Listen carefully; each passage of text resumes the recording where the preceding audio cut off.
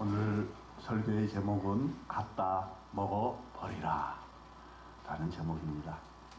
내가 천사에게 나아가 작은 두루마리를 달라 한즉 천사가 이르되 갖다 먹어버리라. 네 배에는 쓰나 네 입에는 꿀같이 달리라 하거늘. 복습 시간입니다.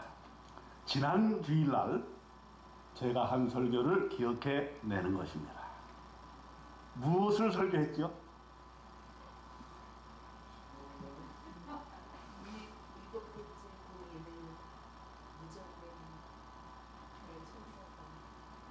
틀렸습니다. 감사합니다. 이렇게 잊어먹어 주셔서 저로 하여금 설교 준비 별로 안 해도 했던 설교 또 하고 이래도 전혀 알지를 못하는 우리 성도님들은 최고입니다. 최고. 그리고 또 볼펜이나 연필로 성경책에다가 우리 목사님이 무슨 설교했나 몇 월 며칠 몇 시에 설교 제목은 뭐 이렇게 적지 않아 주셔서 너무 감사합니다. 네, 지난 시간에 금운동 우상에게 절하지 말자 그랬죠? 네. 생각나죠? 네. 그러니까 여러분 치매는 아니야. 이렇게 말씀드리면 기억이 나면 치매는 아니야. 네. 우리가 자본주의 사회에 살면서 금운동에게 너무 끌려다녀. 요새 금이 없어서 못 팔아. 살려고 해도 금이 없어. 팔려고 해도 금을 찾는 사람이 너무 많아가지고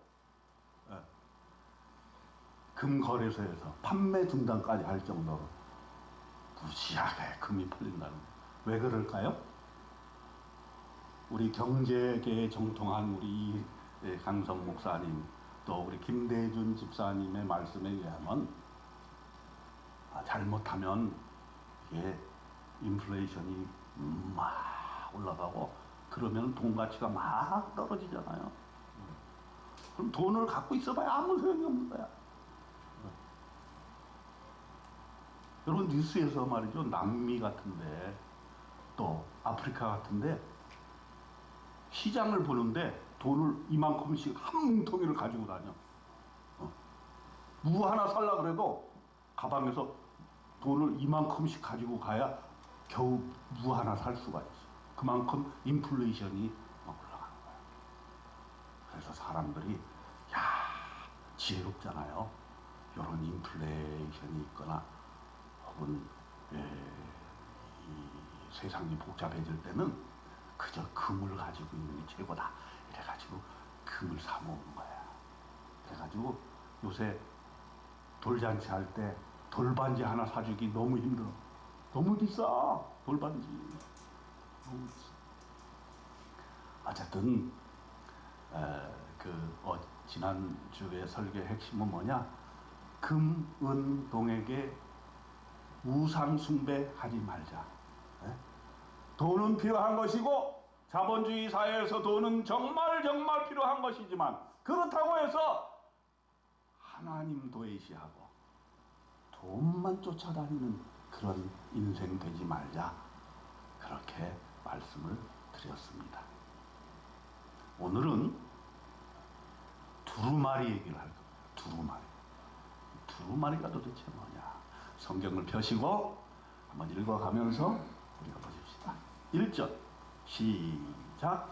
내가 또 보니 힘센 다른 천사가 구름을 입고 하늘에서 내려오는데 그 머리 위에 무지개가 있고 그 얼굴은 해 같고 그 발은 불기둥 같으며 그 손에 펴놓은 작은 두루마리를 들고 그 오른발은 바다를 밟고 왼발은 땅을 밟고 사자가 부르짖는 것 같이 큰 소리로 외치니 그가 외칠 때에 7 우레가 그 소리를 내어 말하더라.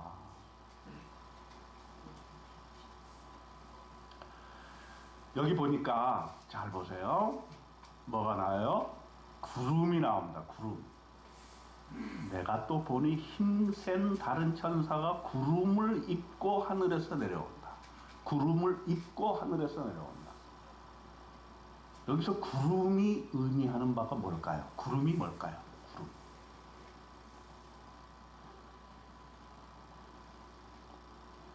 제가 구름을 좋아한다 그랬죠. 그래서 가다가 구름이 떠 있으면 그거 찍어서 우리 새벽 기도에 실시간 표지 영상에 항상 올려놓는다 그랬죠. 구름. 그리고 구름 타고 오실 예수님을 항상 생각하게 된다. 구름이라고 하는 것이 상징하는 바가 뭐냐? 구름은 하나님의 임재를 상징합니다. 그래서 구약에서 보면은 하나님이 말씀하실 때 구름 가운데서 말씀하시고, 하나님이 우리를 인도하실 때 구름 기둥과 불 기둥으로 인도를 하십니다. 광야에서. 그러니까 구름은 상당히 영적으로 봤을 때 하나님의 임재라고 하는 그런 중요한 이유가 있는 거예요. 그래서 성경에 보면 구름이 많이 나와요. 구름이 많이 나와요. 그거를 기상학자처럼 그렇게 분석하지 말자 그랬죠. 구름은 문학적인 메타포로서 특별히 묵시문학에 있어서는 이 구름이라고 하는 것이 하나님의 임재에 굉장히 중요한 역할을 한다. 그러므로 우리도 하늘의 구름을 바라볼 때 그저 바라보지 말고, 저 구름은 하나님의 임재를 상징한다. 하나님이 예수 그리스도가 구름을 타고 재림하실 것을 우리는 기대한다. 종말을 기대한다. 이렇게 생각하시면 굉장히 우리의 신앙생활이 풍요로워질 거예요. 그리고 우리가 가는 어느 곳이나 다 하나님의 임재를 체험하게 되는 그런 결과를 가져오게 될 거예요. 그래서 천사가 구름을 입고 하늘에서 내려오는데 그 머리 위에 무지개가 있다 그랬어요. 무지개는 뭘 상징한다 그랬죠? 하나님의 약속이에요. 그죠? 무슨 약속이었죠? 홍수로 막 세상을 뒤집어 놓으시고 나서 무지개를 쫙 주시고 나서 뭐라 그러셨어요? 다시는 물로 심판하지 않겠다. 이렇게 약속을 해 주셨죠. 그러니까 무지개가 등장할 때는 뭔가 좋은 일이 생길 거다. 하나님의 약속이 있다. 이걸 상상하시면 되겠습니다. 하늘에 무지개가 쫙 폈다. 야, 뭔가 좋은 일이 있구나. 이런 생각을 하시면 좋을 것 같습니다. 그리고 그 얼굴은 해 같고 그 발은 불기둥 같다 그랬어요. 그 얼굴은 해 같다는 건 뭐예요? 해처럼 빛난다는 얘기예요. 하나님을 표현할 때 빛으로 표현하고 예수님을 표현할 때 빛으로 표현하잖아요. 그리고 우리는 그 빛을 받아서, 하나님이 주시는 빛을 받아서 우리 얼굴이 빛이 나는 거예요. 그래서 은혜 받은 사람은 얼굴에 광채가 나는 거죠. 여러분들 전도하러 갈 때 우거지상을 하고 가면 안 돼요. 하나님의 빛을 받아서 얼굴이 환하게 빛나요. 그렇게 전도를 해야 전도가 되지. 인상 쓰지 마세요, 제발. 조금 어려운 일이 있다고 그래도, 고난 중에 있다고 그래도 얼굴을 펴세요. 미소. 거울을 보면서 항상 얼굴 체킹을 하세요. 얼굴 체킹해서 밝고 명랑하게 이렇게. 물론 억지로 안 되죠. 그래서 은혜를 받아야 된다. 은혜를 받으면 자기가 원치 않아도 얼굴이 환하게 펴지게 되는 거죠. 왜 우리가 찬양을 하느냐? 찬양하고 나면 얼굴이 펴지는 거야.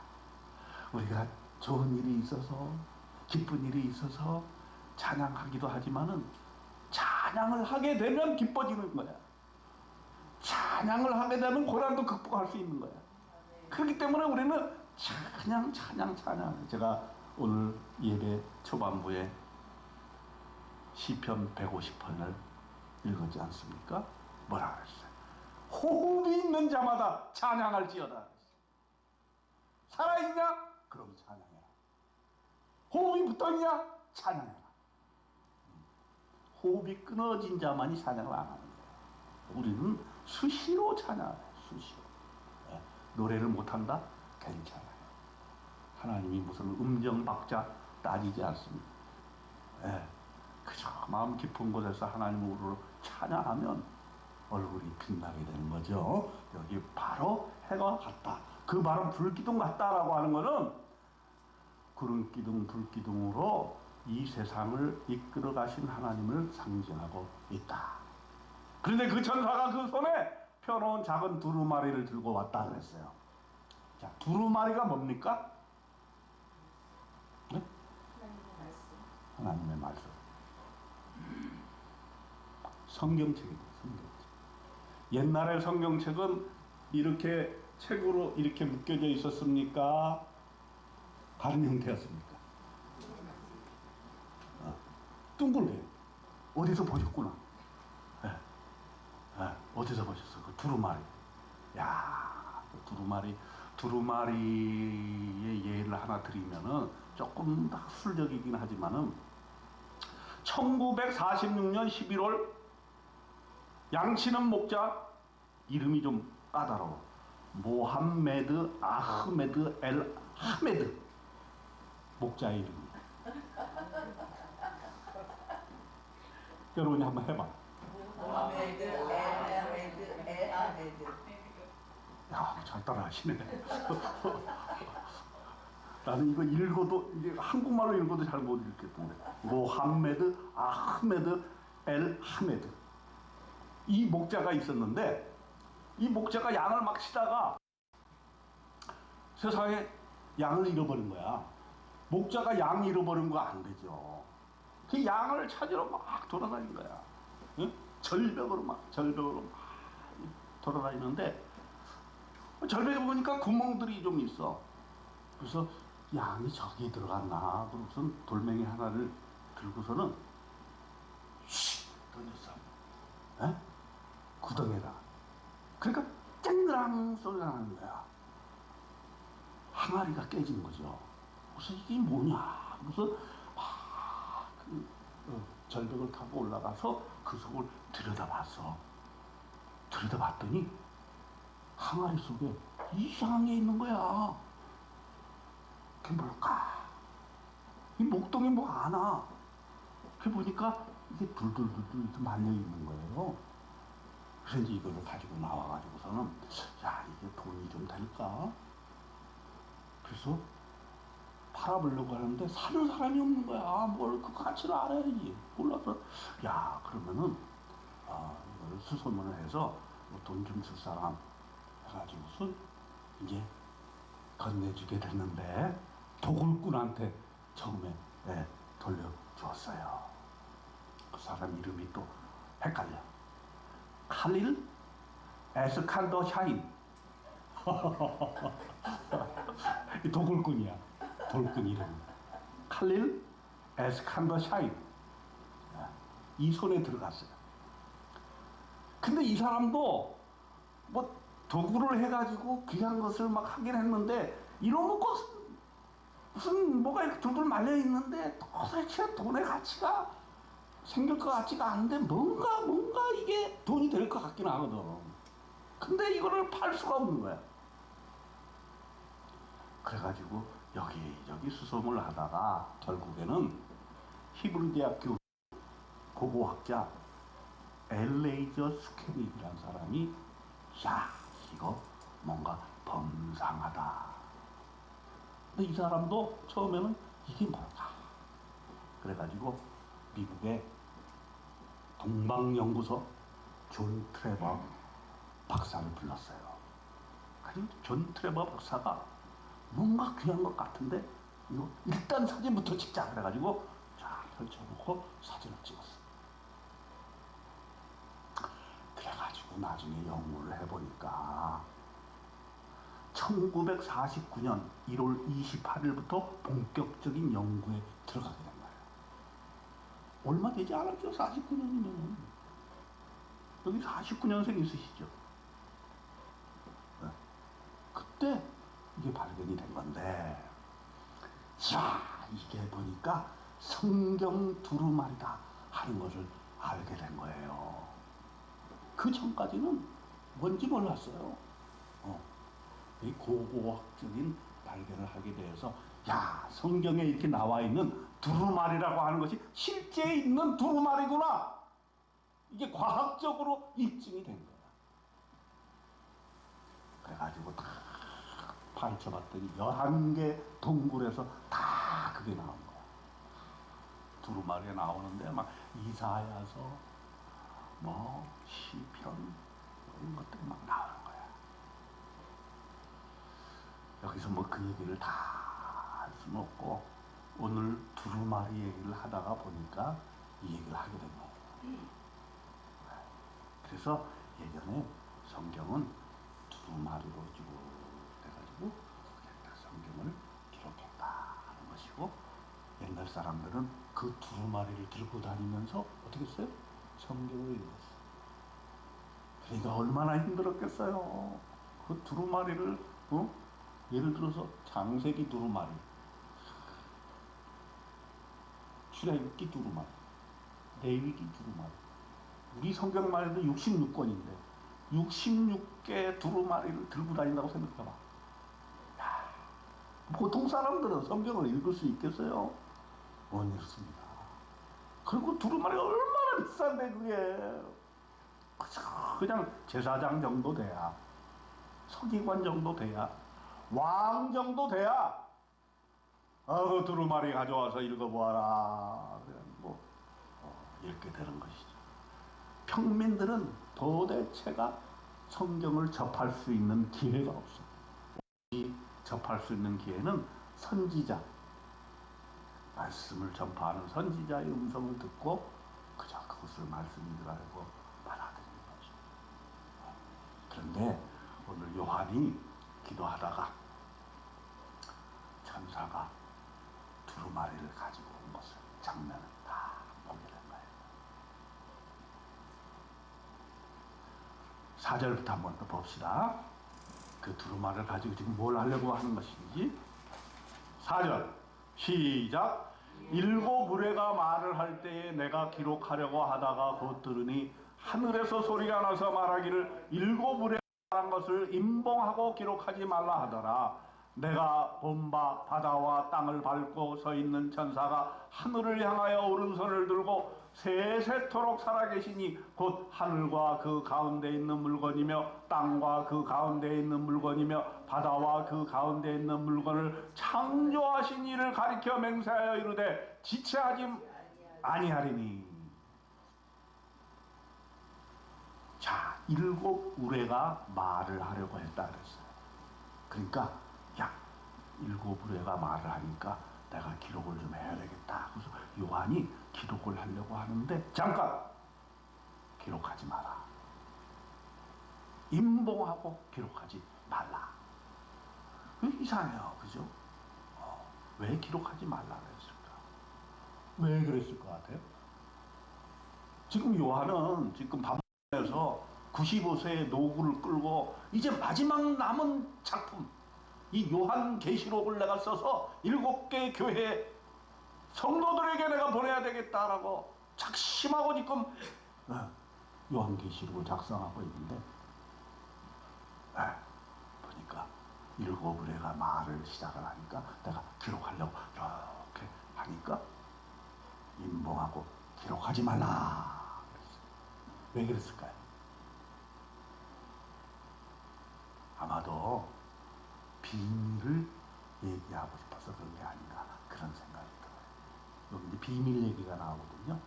왜냐하면 성경 말씀은 어떻게 보면 비밀이라고 하는 거예요.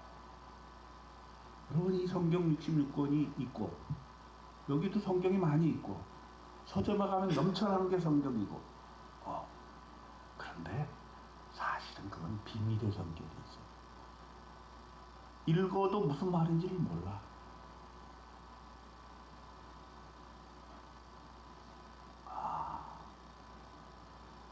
일단은 읽지 않지만 서로 읽는다고 해도 그것을 깨달아 알지를 못하는 것이야. 지금 그것을 얘기하는 거예요.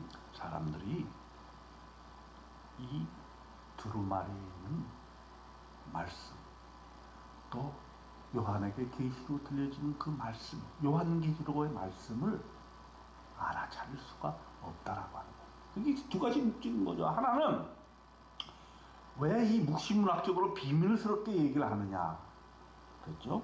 로마 제국의 박해 때문에 묵시문학적인 상징의 언어를 쓸 수밖에 없다. 그러므로 당국자들은 이게 무슨 말인지를 모른다 이거야. 그러니까 이걸로 인해서 잡아가려고 해도 이 무슨 증거가 없어. 그래서 여기 보면은 그 당시에 네로 황제라든지 도미티안 황제라든지 이런 사람의 이름을 직접 얘기하지 않아요. 로마 제국이 이건 망할 제국이다라고 얘기를 하지 않습니다. 오히려 바벨론, 이미 지나간 시대 바벨론은 얼마나 유대민족에게 해코지를 하는 민족이었어요. 바벨론 때문에 유대민족이 쫄딱 망해가지고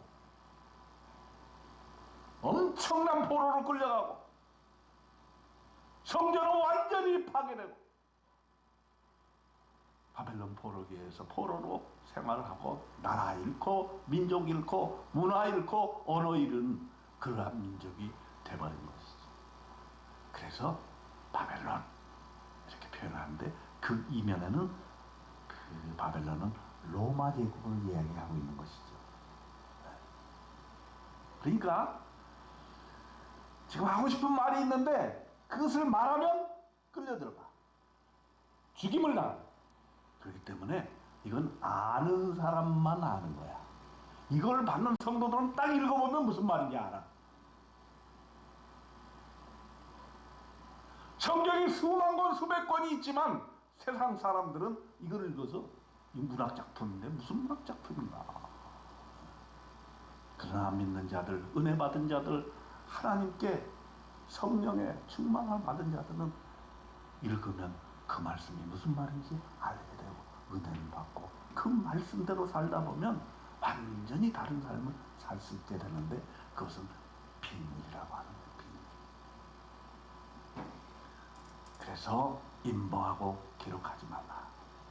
그런데 결국은 알게 되리라 하는 것이죠. 거기 6절에 나와 있는 내용, 세세토록 살아계시니 하늘과 그 가운데 있는 물건이며 땅과 그 가운데 있는 물건이며 바다와 그 가운데 있는 물건을 창조하신 이를 가리켜 맹세하되 지체하지 아니하리라. 창조주 하나님에 대해서 이야기를 하고 있는 것이죠. 그러니까 아무리 도미티안 황제가 전권을 휘둘고 있다고 할지라도 창조주 하나님이 살아계시기 때문에 우리는 조금만 견뎌내면, 조금만 인내하면 하나님께서 우리에게 길을 보여주실 것이다 하는 믿음을 지금 이야기하고 있는 것입니다. 역사의 주 하나님이시다. 지금은 도미티안 황제가 실권을 잡고 모든 힘을 쏟고 휘두르고 있는 것 같지만 결국에는 하나님께서 이 모든 것을 제압하시고 반드시 우리를 구원해 주실 것이라고 하는 요한의 메시지인 것이죠. 이것을 전달하게 되었을 때 이것을 읽는 성도들은 하나님 감사합니다. 내가 조금만 더 견뎌내겠습니다. 예수님을 배신하지 아니하고 내 생명을 아깝다고 주님을 부인하는 일 없이 내가 끝까지 주님을 위해 살아남겠습니다 하는 각오를 해달라고 하는 그런 당부의 말씀인 것입니다. 10절부터 보십시다. 시작. 일곱째 천사가 소리를 내는 날 그의 나팔을 불려고 할 때에 하나님이 그의 종 선지자들에게 전하신 복음과 같이 하나님의 그 비밀이 이루어지리라 하더라. 하늘에서 나서 내게 들리던 음성이 또 내게 말하여 이르되 네가 가서 바다와 땅을 밟고 서 있는 천사의 손에 펴놓인 두루마리를 가지라 하기로 내가 천사에게 나아가 작은 두루마리를 달라 한즉 천사가 이르되 갔다 먹어버리라.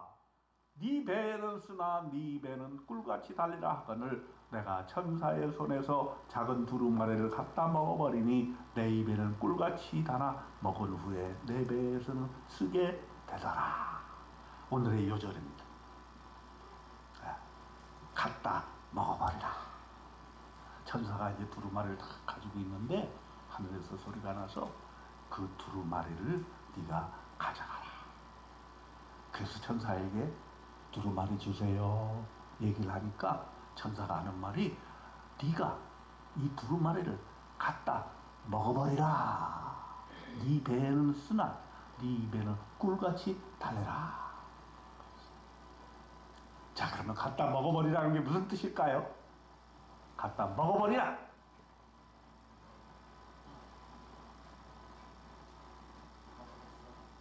갖다 써.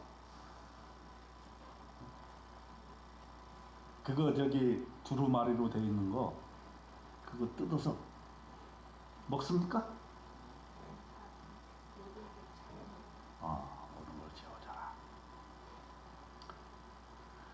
제 친구 중에 하나가 영어를 잘해요.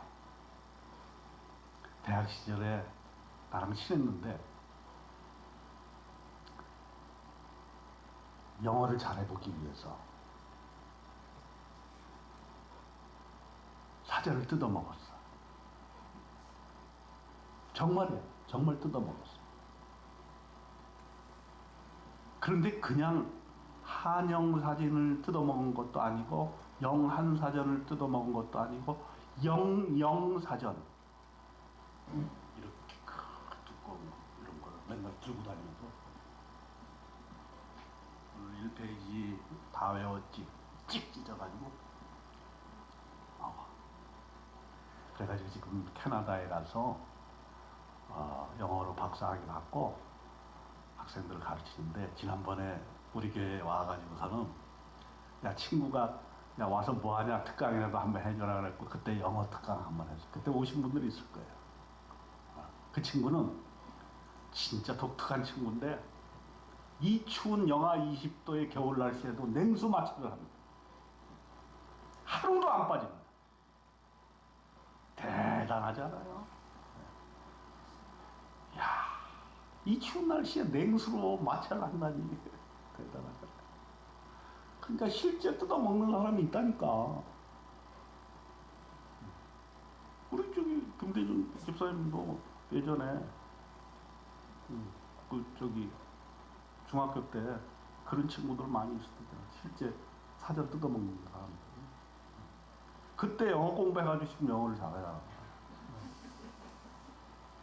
뜯어먹지는 않으셨던 것 같아요. 네? 맛있더라 말이야.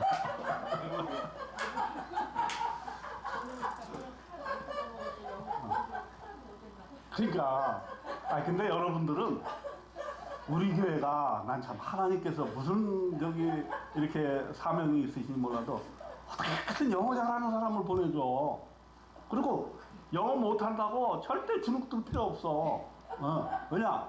영어 잘하는 사람들 맡기면 돼. 그 우리 유학생 선교를 하잖아요, 이거.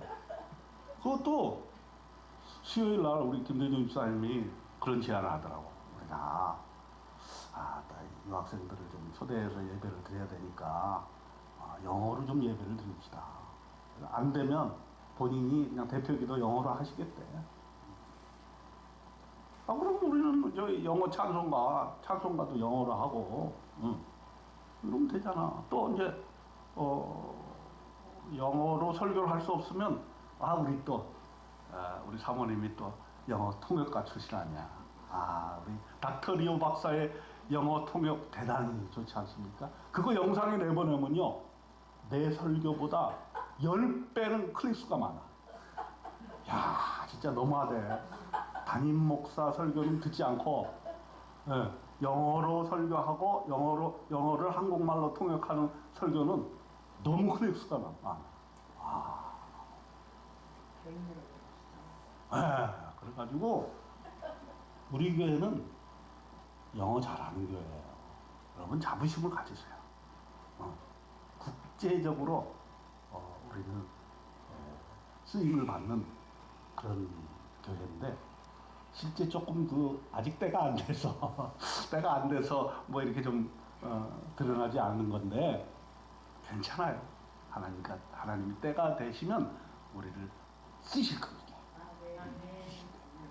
근데 여기서 갖다 먹어버리라는 말은 뭐냐? 실제 먹어라 그것도 되지만은 그만큼 하나님의 말씀을 열심히 읽어라 이거야. 그죠? 네. 또 하나님의 말씀 이외에는 지금의 이 환난과 고난과 어려움을 이겨낼 방도가 없다라고 얘기하는 거예요.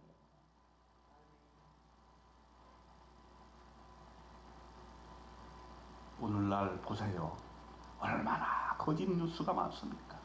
난 너무 혼란스러워. 나는 지난번 그 무슨 탄핵 아니야 계엄 사태 났을 때도 아니 무슨 놈의 이런 가짜 뉴스라는데 아 왜 또 목사님들이 그거를 나한테 보내? 목사님들은 잘 안 보내는데 그러나 안 믿었잖아요.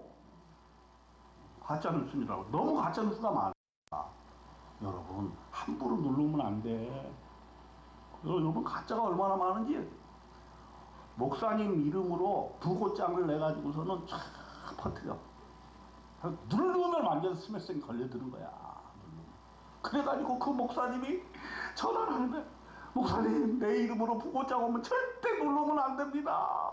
또 어떤 목사님은 그거 잘못 눌렀다가 그냥 주민등록증, 카드 뭐 그냥 싹 처음부터 다 바꿨어.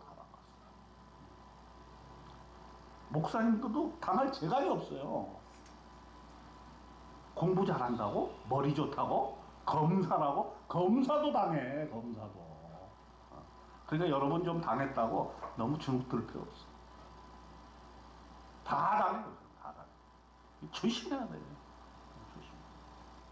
근데 이렇게 뭔가 믿을 만한 거 없어.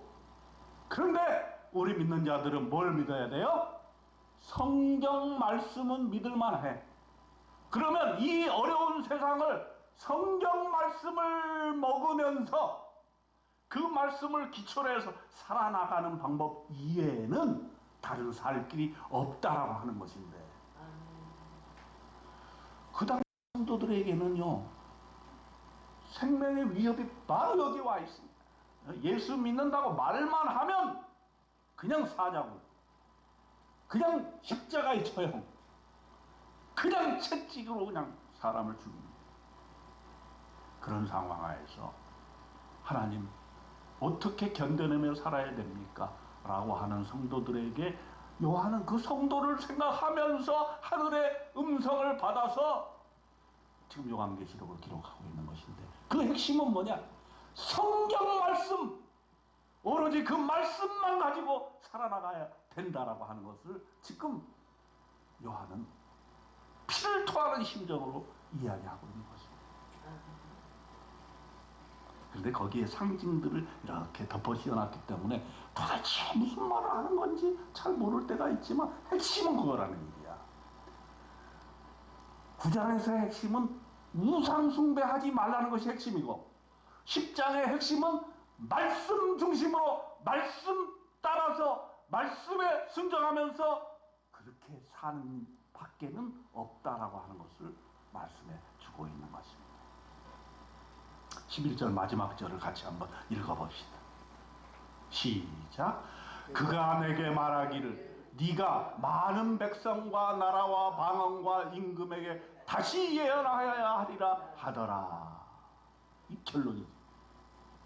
말씀을 읽는 이유, 말씀을 먹는 이유, 그것은 나도 살아야 되고 내가 살 뿐만 아니라 세계의 선교를 향해 나아가야 한다는 사실, 이거를 강조하고 있는 거예요. 네가 많은 백성과 많은 나라들과 많은 방언들과 임금들에게까지 다시 예언하여야 된다. 전도해야 된다. 선교해야 된다. 이것을 이야기하고 있는 것입니다.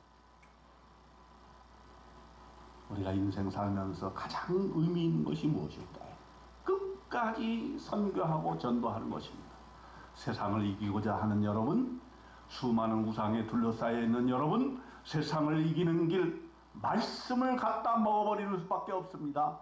수많은 가짜뉴스와 어지러운 세상의 말들 속에서 우리를 지키고 우리의 생명을 풍성하게 해줄 말씀은 성경 말씀 이외에는 없다는 거 명심하시고 그 말씀을 갖다 먹어버리시는 저와 여러분이 되시기를 바랍니다. 그 말씀을 가지고 전도하고 생명을 구하고 교회를 확장하는 이 놀라운 사명을 위해서 오늘 하루도 헌신하시고 죽도록 충성하는 저와 여러분 되시기를 주님의 이름으로 축원드립니다. 아멘. 기도하겠습니다. 하나님 아버지, 세상이 너무 혼탁합니다. 무엇이 진리인지 무엇인지 가짜인지 구별하기 힘듭니다. 우상이 판을 치고 있고 금, 은, 동이 우상이 되고 있고 금값은 천정부지로 올라가고 있는 세상에 우리가 살고 있습니다.